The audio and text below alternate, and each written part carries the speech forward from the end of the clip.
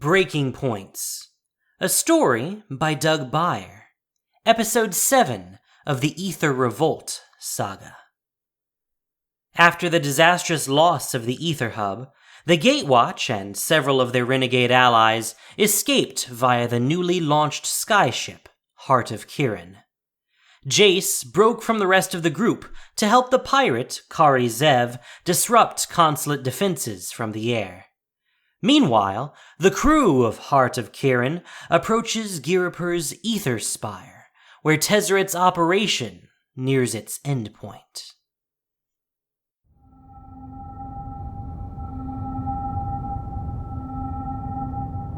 Gideon raised a spotting scope to his eye. Lenses swiveled, and Skysovereign came into crisp focus. The Consulate ship sagged in the air, nose tilted toward the ground, dragging a curtain of smoke like a giant's closing eyelid. It sank through the sky in slow motion, gently passing the tops of Giripur's buildings. It drew a swarm of other, smaller Consulate airships to it as it descended, handmaidens to an ailing queen. It's fallen, and the blockade's gone with it. Jace and Captain Zev were successful. Shandra slumped beside him at the bow of Heart of Kirin, propping her weight against the railing. Then we don't need the Aether Hub anymore. We have everything we need right here. We can take on Tezzeret directly. Our target is the planar bridge. Seeing Shandra wearily cling to the railing made him wince. Her battle with Baral had taken a lot out of her. And you're in no state for any more one-on-ones. Chandra drew her knees up to her chest. I'm fine. Gideon held up the scope again and watched Skysovereign's slow droop. He hoped its impact would be as gentle as its descent, complete with warning klaxons and evacuation procedures. The people of this world, even those of the Consulate, weren't evil. He wished no further harm to come to anyone, only to stop the completion of the artifact. Girl's right. Liliana was reclining on a deck chair. Her eyes were shaded under a parasol. We shouldn't miss another chance to take out Tezzeret. We stop the device, we end the threat. Don't fool yourself. The device is ultimately nothing. When it goes, Tezzeret goes. In any case, we can't attack yet. The spire is still heavily guarded. We don't proceed until the inventors have better options for us. On cue, Pia Nalar came up the stairs from below decks. We've got something to show you. Gideon followed the others down the stairs, glancing behind him. Beyond the slumping ruin of Skysovereign rose the glimmering Aether Spire, where the planar bridge was being assembled, piece by piece. The belly of Heart of Kirin was a compact chamber framed by a webwork of filigree girders. Gideon felt how close his feet were to open air. The wind whistled in through the seam of the hatch in the metal floor. He thought of how long it would take to fall all the way to the firm ground with his body surrounded by volumes of roaring space. He then decided this was a very bad thing to think about and abruptly stopped.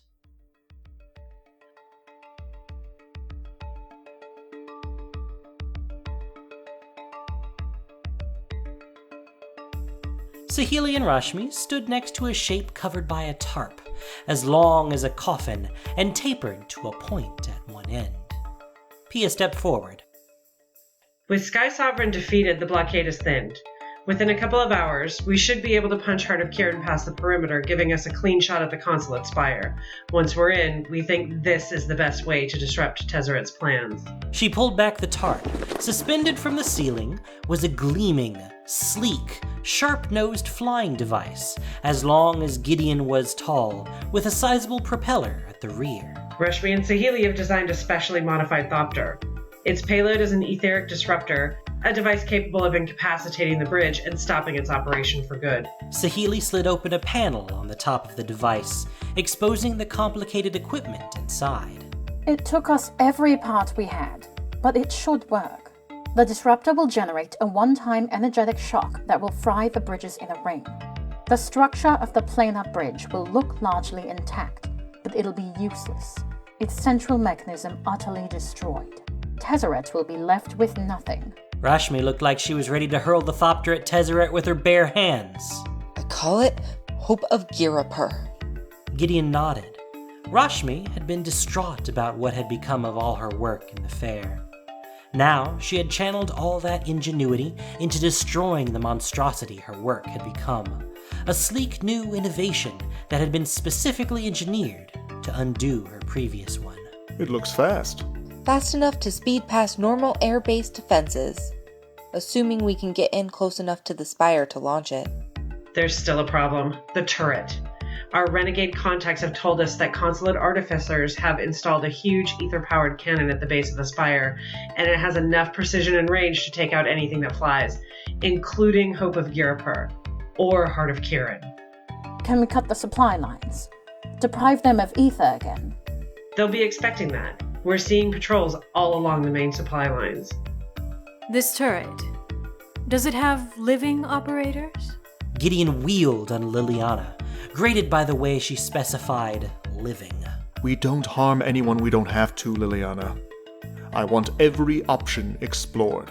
Liliana tilted her head, chiseling Gideon with an extremely bored with your naivete look. We're not here to bring death to the citizens of this city. We're here to stop Tezzeret. And Hope of Girapur is our best chance of that.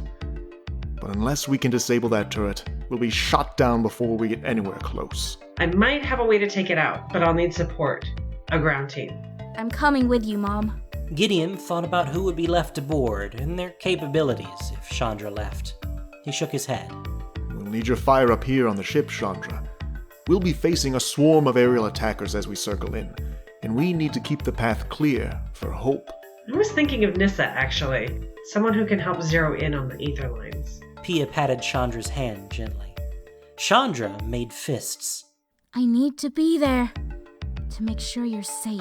You want to be there to protect me? I failed you once. You and Dad. I won't let it happen again. I'll go along with the ground team. Don't worry, little candle. I'll keep them out of harm's way. Chandra's pouty moo became a quick, fierce hug around Ajani's waist, and then she crossed her arms. Pia put a maternal hand around her waist. Gideon nodded firmly. Then there's the issue of Tezzeret himself. Liliana looked up, suddenly interested. He'll see any attack coming, and he'll be able to disable a mechanical device like Hope of Girapur in no time. Leave him to me. We only need to distract him. I believe having your flesh scoured from your skeleton can be a very effective distraction. I'm sorry. Could the rest of you give Liliana and me a moment? The others exchanged glances and shuffled up the stairs, leaving Liliana and Gideon alone in the hold. Once they were gone, Liliana dropped the casual amusement. I'm your best option here, and you know it. You said we're here to stop Tezzeret. So, let's stop him. We just want Tezzeret to be unable to open doors between worlds. As long as Tezzeret knows the planar bridge artifact is possible, he'll stop at nothing to recreate it. He'll build this thing again and again, hurting anyone he needs to, ravaging every innocent little inventor world until he has it. You're sure of this? It's what I would do. We'll contact Jace. Could do something to Tezzeret's mind. Absolutely not. The last time they met, Tezzeret tortured... You do not want the success of this whole plan to hinge on the two of them together in a life or death situation. Gideon frowned. Jace always seemed to be a fraught topic with Liliana. I go. I distract Tezzeret. And the rest of you fire that thing at the bridge. That's your best move. It's your only move. Gideon drew himself up to full height. All right. But I'm going with you. No, you aren't, in fact. You going after him solo, unchaperoned, is out of the question. It's the only way this works. The Consulate will see you and send every goon in the area. I can draw Tezzeret into a duel the way no one else can. Then we send you with a weapon. Another disruptor or something else. You trick your way in, and you stop the bridge. The inventors already said they used every ingredient in the kitchen to cook up this gadget. And if Tezzeret suspects any kind of trap or ambush, he won't engage me. I won't be able to distract him. I have to go alone, unarmed, or else your whole plan falls apart. I want you to explore every option before killing him. Of course. The Gatewatch had come together to fight the same enemies, he thought, not to do everything the way he would do it. I can't believe I'm agreeing to this. Liliana patted him on his beefy shoulder. You've explored every option.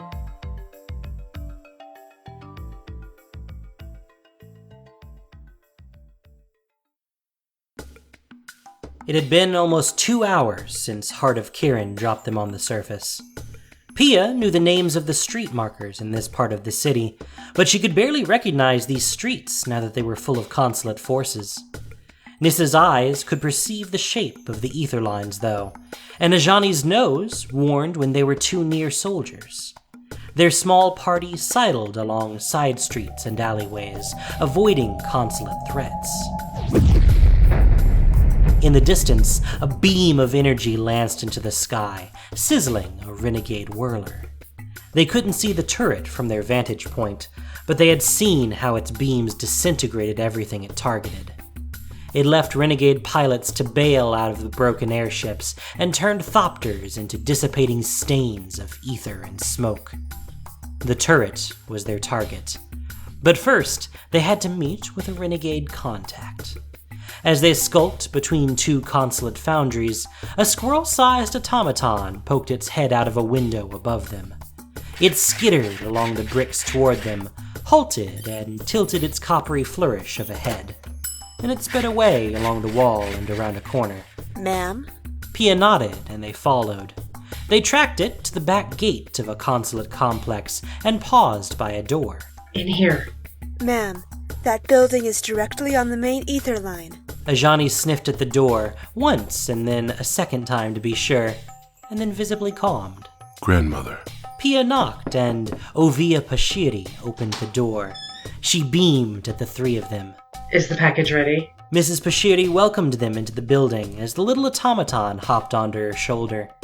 The place looked like a Consulate warehouse from the outside, but held a renegade workshop and delivery bay on the inside. The old lifecrafter led them over to a metal crate that was almost as large as the older woman herself and patted it. All assembled and ready to ship out. Ajani wrinkled his nose at the crate. Are we sure about this? I think you'll find this is just the thing. Ajani bent at the joints toward the crate, preparing to heft its weighty bulk onto his back, but Nissa had already picked it up, and it lifted readily. I have it. Ajani blinked and nodded. What exactly is in this, Grandmother? A weapon against the Consulate, to be deployed only when you get close to that nasty turret of theirs. Pia hugged Mrs. Bashiri. Thank you, my friend. Be safe.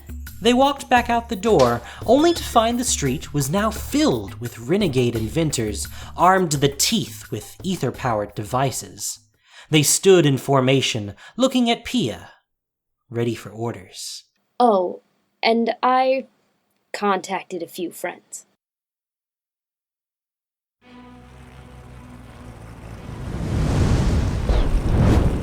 Shandra threw blasts of fire from the bow. A squadron of needle-beaked thopters, aiming to skewer the hull of Heart of Kirin, instead caught Chandra's blasts and exploded. Fried pieces fluttered. She shifted back onto her heels in victory, but she felt her knees buckle and she stumbled. Sahili, next to her at the bow, steadied her. Are you all right? It's fine. Shandra said it like a curse, almost more at her own weary body than at Sahili. She glanced up. More incoming. Another barrage buzzed toward them, but Sahili reached out with a spell, magically transmuting their delicate metals to clumsy lead. The thopters wobbled, lurched, and whomped uselessly into Heart of Kirin's hull, soft-bodied and blunt. You're good. Ever consider bringing those talents beyond Kaladesh? We could use you. She thumped a hand on her forehead. Crap! I sound just like Gideon. Sahili smiled. She looked out at the spire in the distance, now in full view. I don't know. Right now I'm just concerned about this fight here. On our world. We'll stop Tezzeret, and then all this will be over. It will. I may be no good at speeches, but I do believe that. You're better at motivating people than you might think. Sahili pulled out a scope, but instead of looking through it, she turned it over in her hands as the engines of Heart of Kirin hummed under their feet. So many people followed that tyrant, though. Unquestioningly. He showed up and people just let him take control of whatever he wanted. Did you ever feel like the whole world was against you? Usually feel like every world is against me, but I know what you mean. Even if we manage to stop him, I don't know. There are threats out there beyond Kaladesh. Tezzeret is proof of that. But there'll still be work to do here too. Chandra shrugged. If you ever change your mind. She remembered when Gideon and Jace planeswalked to Regatha, seeking her help in the conflict with the Eldrazi. Felt like forever ago. She'd refused their offer at first, too. Leaving home, wherever you consider your home, was never easy. I'm sorry about your father. I remember hearing about it when he died. I was young at the time, like you. She looked through the scope in the direction of the spire. His would have been a helpful voice right about now. Thank you. He would have thought you were pretty terrific too. Gideon came up a ladder from below. The Consulate defenses are crumbling. Liliana's begun her infiltration, and the ground forces deployed. Is Hope of Girapur ready? I've triple-checked it. And the Aether Spire is dead ahead. Our target's in sight. Shandra batted at Gideon's shoulder. Are we really gonna pull this off? As long as our friends on the ground are able to disable the cannon in time. They will. Heart of Kirin shuddered, jolted by a hard bump from the stern. Sahili and Gideon looked at each other. What was that? Probably just turbulence? Gideon appraised that theory with a raised eyebrow. Aaron, migratory goose? Sahili blinked, stunned wordless by the even greater magnitude of this theory badness. The skull of a really tall giant... Fine, I'll go check it out.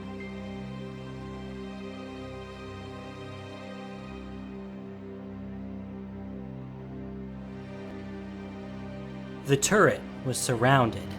Wheel-footed Guardian automaton. Weapon-armed Peace Walkers protecting the ether lines. Consulate-piloted vehicles grinding the mosaic streets under their treads. Pia shouted orders. Nissa set the huge metal container down on the street, and Pia set up a defense around it. Ajani rushed forward with his double axe, knocking aside one automaton and slicing another in 2 pieces. Nissa raised her staff, and the street buckled as the earth unfolded from underneath, blooming into a web of snaring vines. As one automaton was pulled down, renegade inventors clambered onto it, deploying malfunction hammers and binding traps. The turret swiveled toward the ground. It glowed with a blue heat, and, as an officer motioned with his hand, fired. The beam roasted the street, leaving a cobblestone-rimmed crater. Pia's renegades had scattered from the blast, but only just. Before them loomed an immense, rolling Peace Walker, its chassis festooned with red consulate banners that reached from its shoulders to its treads.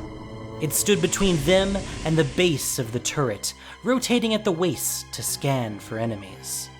From the platform where the thing's head should have been, Consulate soldiers took aim with launchers, firing blasts of barbed darts into the crowd. Pia shouted and pointed. A young elf dashed forth and ran under the Peace Walker's armature. She sliced through the vulnerable under-chassis fuel line with the quick arc of a dagger and a laugh of triumph. But when she whirled to sprint back out of its way, the spikes of its tread snagged a piece of her tunic and pulled. She lost her footing and fell sideways, dragged toward the spikes as she struggled to release herself. Shadowblade! 1,000 fight-or-flight micro-impulses prickled along Chandra's spine as she followed clouds of raw ether down into the ship's hold. Mist swallowed the base of the stairs, and she heard a whistling hiss, the kind of sound she never wanted to hear when aboard an ether-powered vehicle hundreds of feet in the air. She didn't see the interloper until she got down into the hold with Hope of Giripur. There stood Dovin Baan, almost everything else obscured with etheric steam. When I first came to you and your compatriots, Magnalar, I had planned to recruit your help. I see now that my plan was badly flawed. Through the steam, Shandra could see the access plug. Some sort of mechanical grippers had cut a neat hole in the airship's belly and allowed a single person into the ship. The grippers had then sealed the hull off again, but a fuel conduit had been severed and the cracked pipe was spraying ether everywhere. Shandra pulled her gloves tight and advanced toward him. Get off my dad's ship.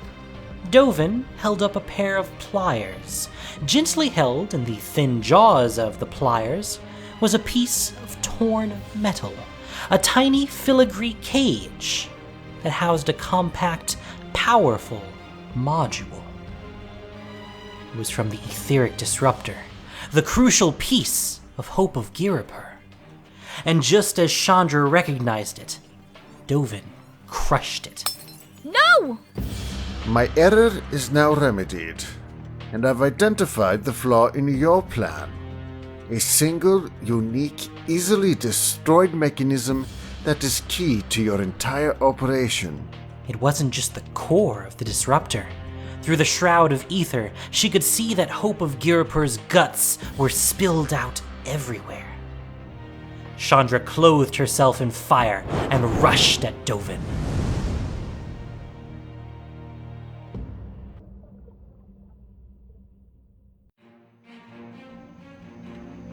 The Peace Walker kept barreling in a straight line toward the renegades.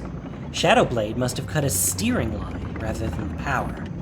Running along with it, Shadowblade tried to tear out of her tunic, but the wheels bit into the sleeve, drawing her arm dangerously close to the gnashing wheels.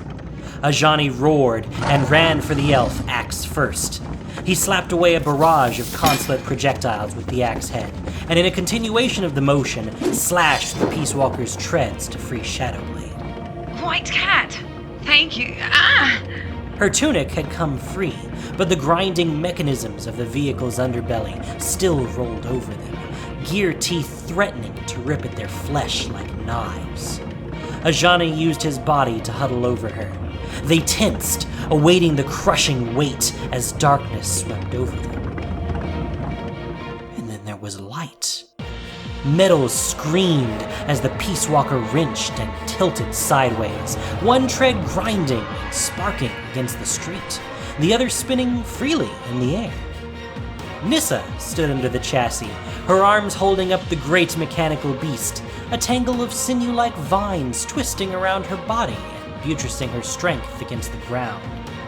Ajani and Shadowblade rolled and leapt clear. As they rushed away, Nissa dropped the Peace Walker with a crash.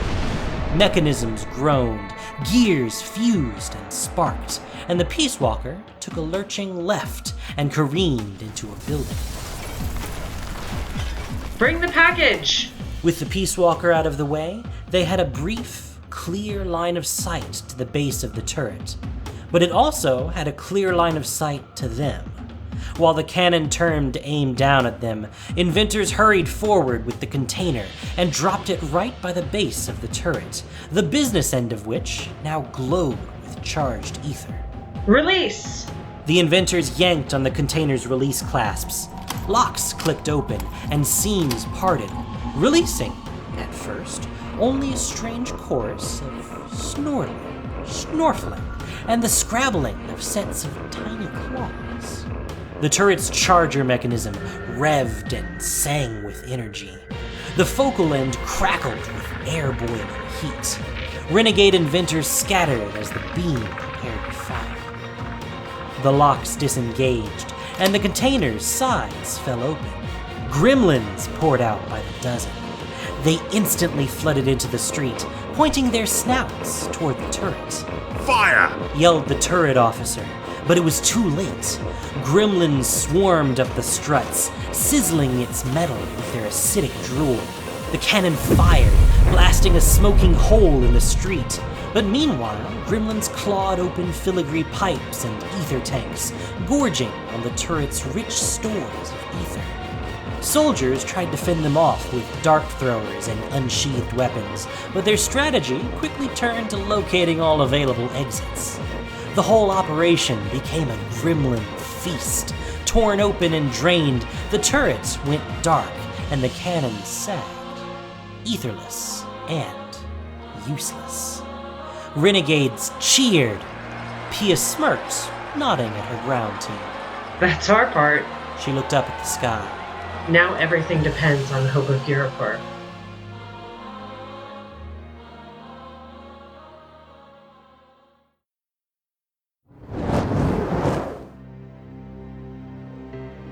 It was hopeless. The outer shell of the modified Thopter was intact, but it didn't matter. Its precious, intricate payload was ruined.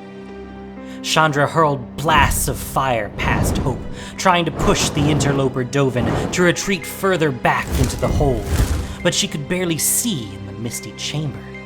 She blasted wildly, briefly lighting her advance on Dovin, but she had only succeeded in setting bits of Heart of Kirin on fire.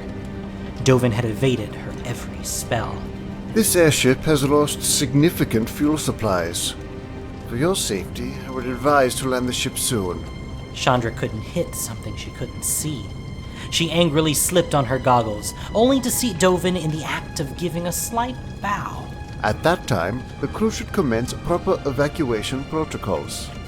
Farewell. And then he began to shimmer and fade. He was planeswalking away. No! Shandra flung a last-ditch blast of fire, but it sailed through the Vidalcan's disappearing form. He was gone. Behind her, she heard Saheeli dashing down the stairs into the hold. Crew says we're leaking fuel. What's going on down? Oh no. Oh no, oh no. Shandra opened her mouth and made a sound that was more volume than vocabulary.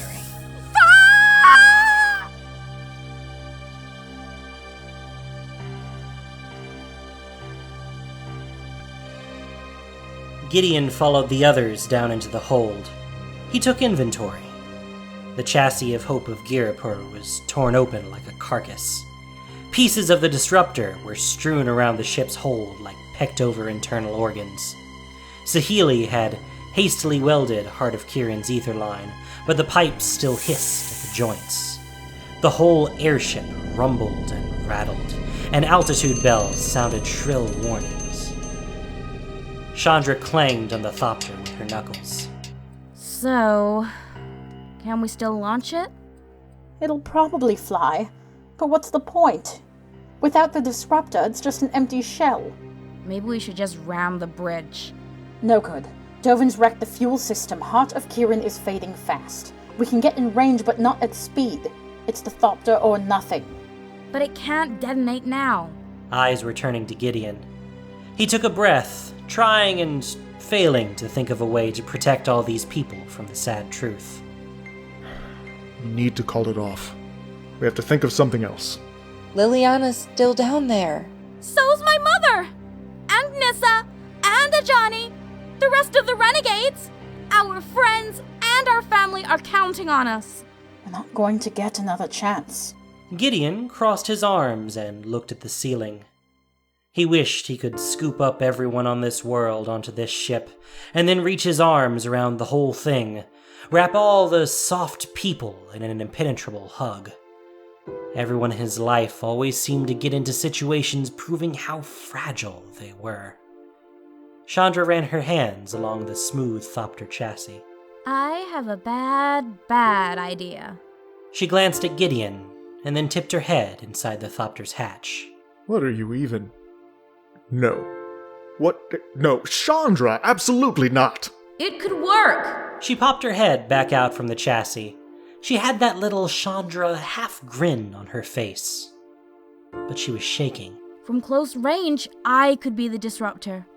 When I fought Baral before Nissa pulled me out of it, I was just about to complete a spell. Little thing, big boom. Gideon shook his head, trying to wave the idea away like candle smoke. Not going to happen. People, I want other options now. But Shandra was already climbing into the hollowed-out hope of Giripur, tucking her limbs inside like a spider crab. Get out of there, goddammit! Absolutely not! That wouldn't even work. He hated how unconvinced he was of that. Sahili was looking sidelong at Rashmi. We'd have to do some modifications to account for the altered encumbrance. Rashmi nodded. And we'd pad out the nose cone, of course, to absorb as much of the collision as possible. A filigree harness of some kind. No nose cone! Her foot erupted from the front of the thopter. Shandra, you'd be a smear on the wall. The impact alone would kill you. Chandra's face popped back up from inside the thopter. She wasn't laughing. They've cleared a path for us. They're counting on us. It's now or never. She shrugged. I choose now. This strategy was beyond ludicrous. As big an explosion as Shandra could generate, this was not even clever improvisation. It was useless suicide. Why would she even consider? Gideon's heart squeezed for her. Of course. The plane they were on, the very name of the ship they were on. Of course she felt responsible. Shandra, none of this will bring your father back. You can shut your goddamn mouth about my father! She snapped on her goggles. Gideon backed off a step. Sahili and Rashmi looked at each other with a shared, quiet eek. I'm sorry. It's just, this isn't a time to go proving yourself. You're tired. You've spent so much rage already. My rage is a renewable resource. We can find another way. If you can think of one, let me know. I'm going. Sahili and Rashmi were already holding welders and scrap material to modify the thopter. Gideon studied the scene for a long moment, trying to freeze this awful situation so that it couldn't go any further wrong. He stomped around the ship's hold, circumambulating the thopter. He stuck his head inside the thopter's chamber, tracing the specifications of the interior space with Shandra in it, evaluating. He sighed, looking around for any kind of different answer. Finally, he unhitched his surl from his belt and hung it on the wall. He looked at Shandra. You're not going alone.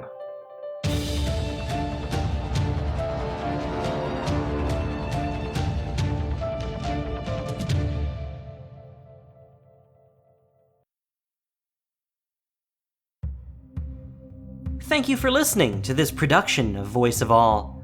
As listener-supported entertainment, we rely on you, yes you, not just for the voices of the characters, but also to keep us going and growing. If you enjoyed what you heard, please support us by rating and reviewing us on iTunes, or following us on SoundCloud and Google Play, or just plain sharing with your friends. You can also support us financially on Patreon for exclusive perks. We'd like to thank our newest patron, David Grenitz, for already doing so. Breaking Points was written by Doug Byer. The podcast was produced and edited by Doukeshi, with sound editing by Isa Martel. This week's story featured the voice talents of David Ford, Pio, Susie O'Neill, Amy Bailey, Ray Goldberg, Kenzi, Pragmaticus, Base Jalarin, Ninty Star, Rhythm Bastard, and Lindsay G. Magic the Gathering is copyright Wizards of the Coast. Thank you so much for listening, and have yourself a great day.